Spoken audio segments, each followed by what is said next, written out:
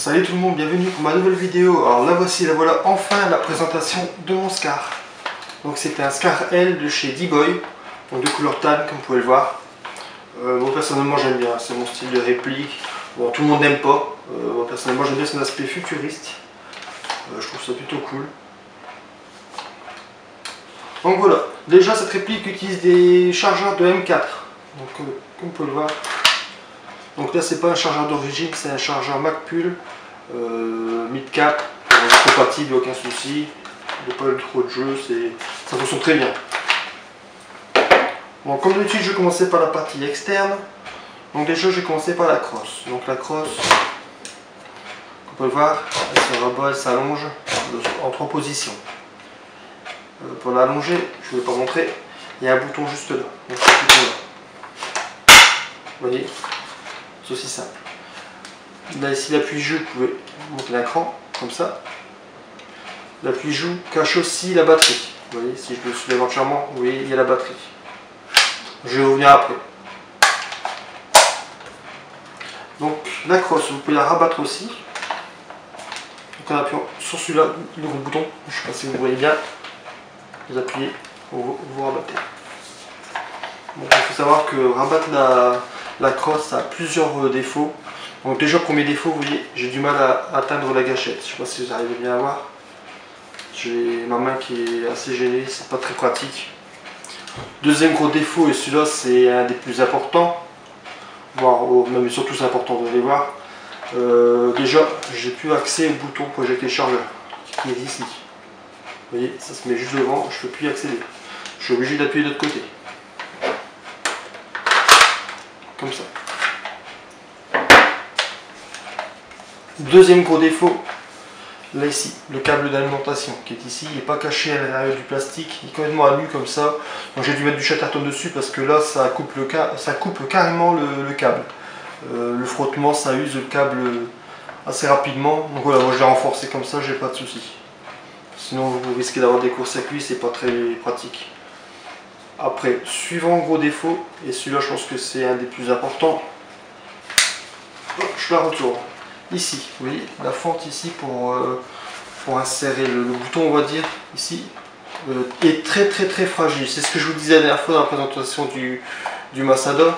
C'est le gros point noir de cette réplique. Pour ça que quand je la remets en place, en fait, j'appuie bien dessus et je remets tout doucement.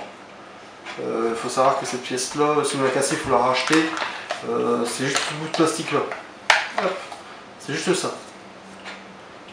Ça se rachète, mais il faut savoir que ça se trouve qu'en Chine, et en Chine, voilà, vous payez les frais de port juste par un bout de plastique, c'est un petit peu idiot. Moi quand j'ai regardé sur internet, quand j'ai eu la casse, parce qu'il faut savoir que quand je l'ai reçu, c'était déjà cassé. Dans la boîte, c'était cassé, j'ai dû racheter la pièce.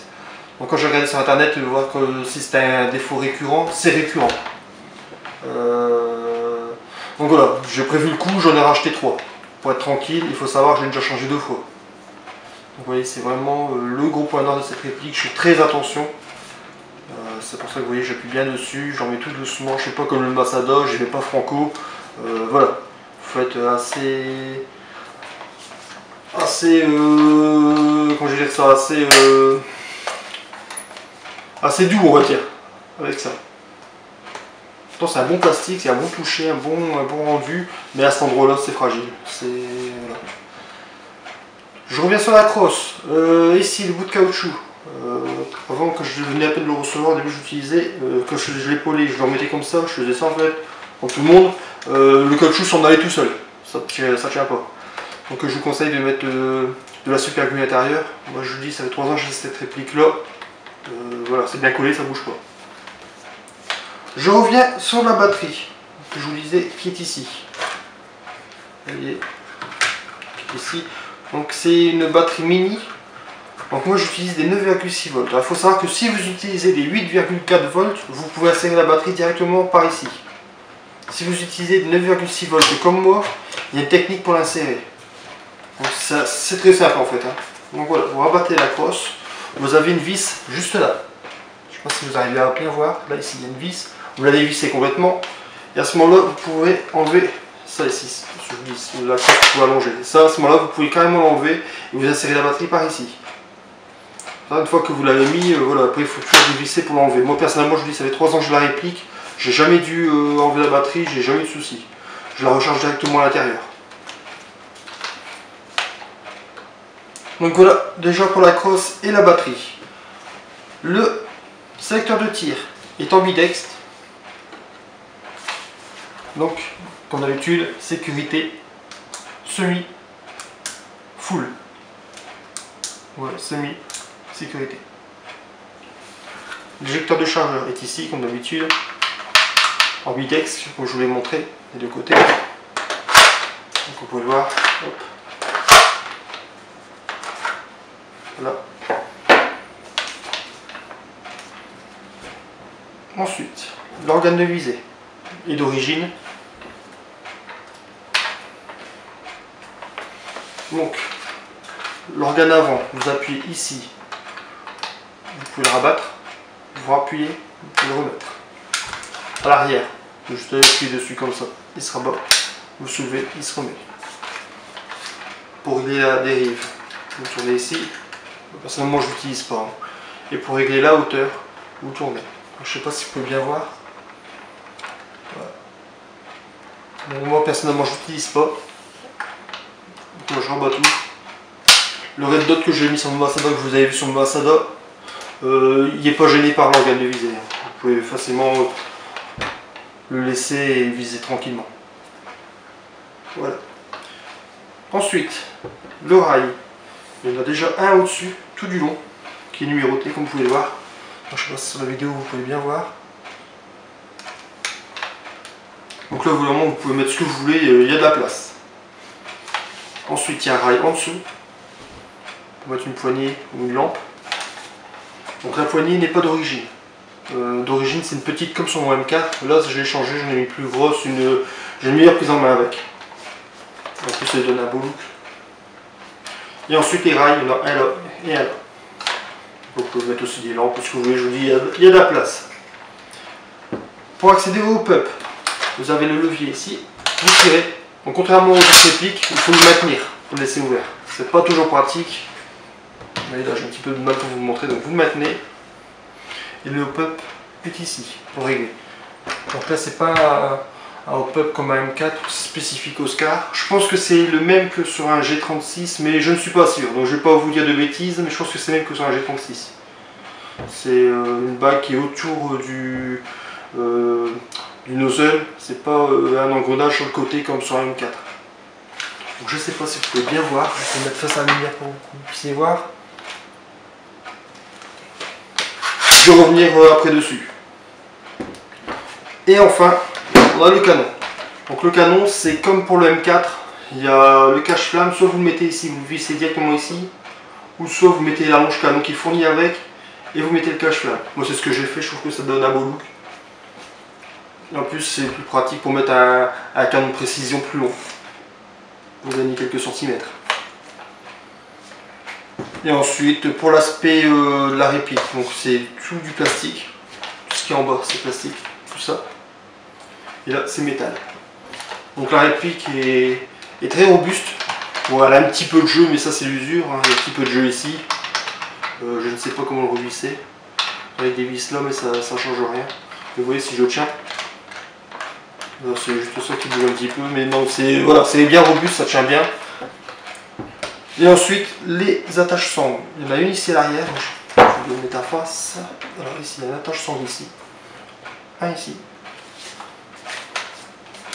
Un grand ici. Celui que j'utilise en général pour mettre un point.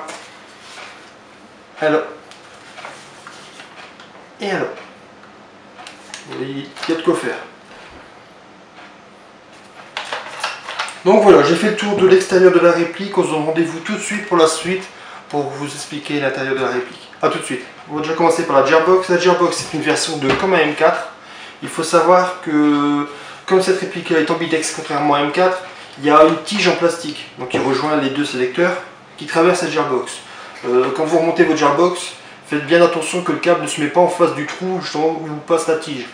Sinon vous êtes bon pour tout redémonter et faire de la place pour cette tige. Voilà, c'est juste un petit conseil. Vous voyez, j'ai déjà eu pas le souci, mais voilà, je me suis fait avoir. Quand j'ai tout remonté, j'arrivais là, j'étais aux zut. On est bon tout redémonter. Pour démonter la gearbox, comme d'habitude, vous enlevez le moteur, tout ça. vous enlevez la partie en métal. Et seulement après, pour enlever la gearbox, il faut enlever les sélecteurs. Alors je ne me souviens plus si c'est les 1 ou 2, je ne me souviens plus. Bref, il faut enlever le sélecteur. Et après, il faut écarter la partie en plastique. Il faut écarter et tirer la gearbox. Bon, c'est assez technique. Bon, pour démonter, ça va encore. C'est surtout pour la remonter. C'est le sélecteur de tir. Il faut bien jouer avec les engrenages du système en fait, pour bien réaccorder les sélecteurs. Bon, c'est toute une technique. J'ai pas d'astuce à vous donner. Voilà, c'est comme le Masada, c'est un coup à prendre et une fois que c'est fait, que c'est mis, vous y touchez plus. Je reviens sur la gearbox. Le moteur d'origine est assez lent. J'ai changé par un high speed pour avoir une meilleure cadence, comme vous pouvez le voir. Très bonne cadence. Très bonne réactivité. Le ressort d'origine tape un peu fort, tapé dans les 400 fps comme d'habitude chez D-Boy. Donc j'ai changé comme d'habitude par un gardeur SP90, donc maintenant je suis aux alentours de 300.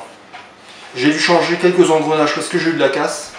Pas parce qu'elle était mal calée, mais comme je vous avais expliqué la dernière fois, j'ai des soucis de chargeur avec les billes, j'ai forcé un petit peu sur le hop-up, ça fait un bourrage et j'ai tout cassé.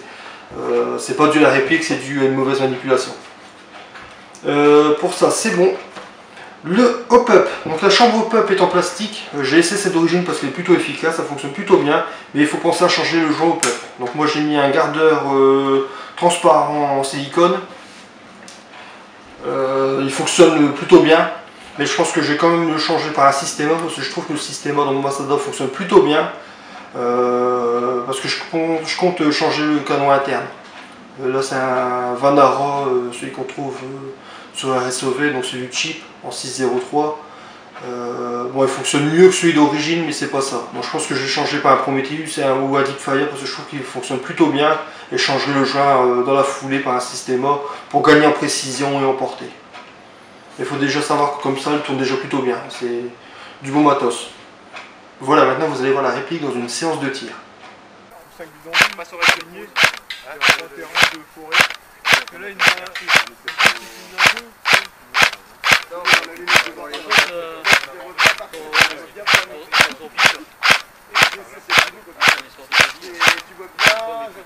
Donc voilà, c'était la présentation de mon Scar. J'espère que la vidéo vous a plu. Si vous avez des questions, n'hésitez pas à les poser, je répondrai sans problème. Je vous invite à regarder d'autres vidéos comme la présentation de mon M4 ou la présentation de mon Masada. Vous verrez, il y a un petit rapport avec mon Scar, il y a quelques points communs. Je vous invite comme d'habitude à commenter, à vous abonner, à liker et à partager. Je vous donne rendez-vous pour une prochaine vidéo de présentation de la grenade fumigène de chez Enola Gay. Donc elle viendra, ne vous inquiétez pas. Voilà, j'espère que vous avez apprécié cette vidéo. Je vous donne rendez-vous la prochaine. Salut, à plus, merci.